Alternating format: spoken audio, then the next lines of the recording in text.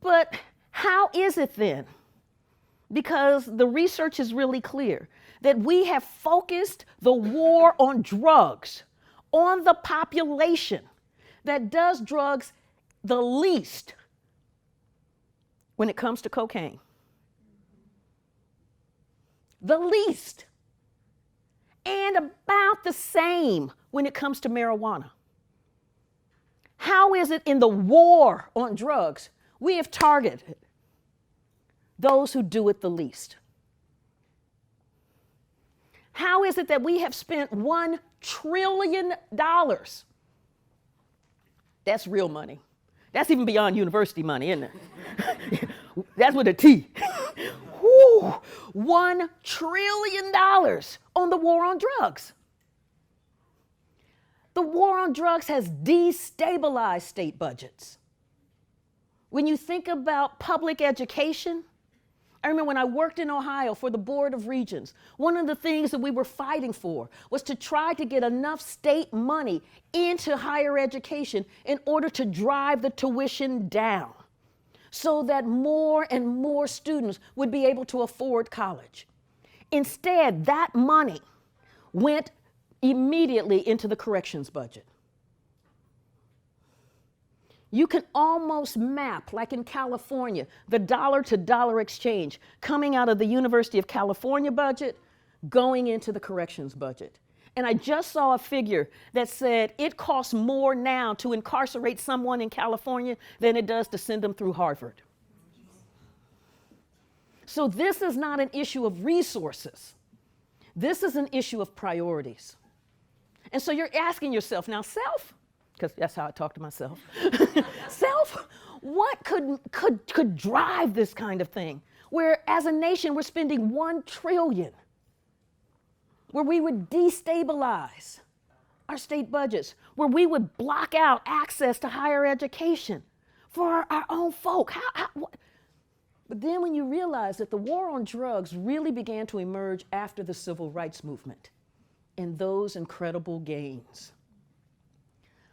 The 1964 Civil Rights Act and the 1965 Voting Rights Act. Hard fought for, blood all along the way. But if you have a felony conviction, which is what mass incarceration does, all of a sudden your access to the non-discrimination clauses in the Civil Rights Act, there are things you cannot do with a felony conviction. There are places you cannot live. There are student loans you cannot have access to, so you cannot go to school if you've got that felony conviction. And you want to talk about the right to vote? Ooh, let's take Florida. Okay, I hear some folks like, yeah, take it. Let's take Florida. In Florida, Florida has what they call permanent felony disfranchisement. Now, what that means, because it's not quite permanent, but after you serve your sentence and then your time out, like parole, then you have to wait 14 years from that moment to then be able to individually petition the governor asking for your voting rights back. What that means is that when you look at Florida, about 40% of black men are not able to vote in Florida because of felony disfranchisement. 40%. Overall, for African Americans, is somewhere between 23 to 25% of voting age eligible African Americans cannot vote in Florida.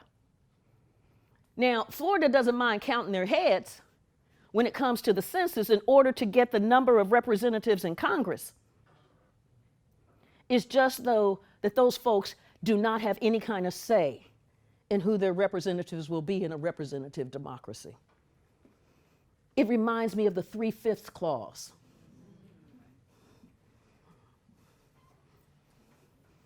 So while I'm talking about the vote, let me just move on to that next piece.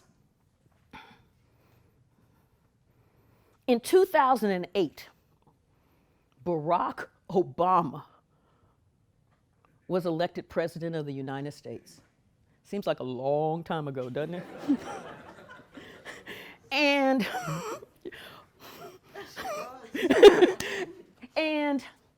and the way that he did it, though, is that through his organization, that organizing capacity in those communities, 15 million new voters came to the polls in 2008. 15 million. Now, what we say as a democracy is that we love that, because that means then that people aren't alienated, that they believe they have a stake in this nation, that they believe that they have a buy-in. Because what we know is that if you have masses of alienated people in your society is getting ready to quake. But having people buying in, believing they have a stake, 15 million. And then let me give you some of the data, the demographic data on that 15 million. 2 million were African American. Ooh. That's almost a third of Atlanta. Think about that in terms of 2 million were Hispanic. 600,000 were Asian Americans. And almost doubling the percentage of those who made less than $15,000 a year. That's also known as I be broke, okay? 15,000. So to double, almost double that percentage, so think about that.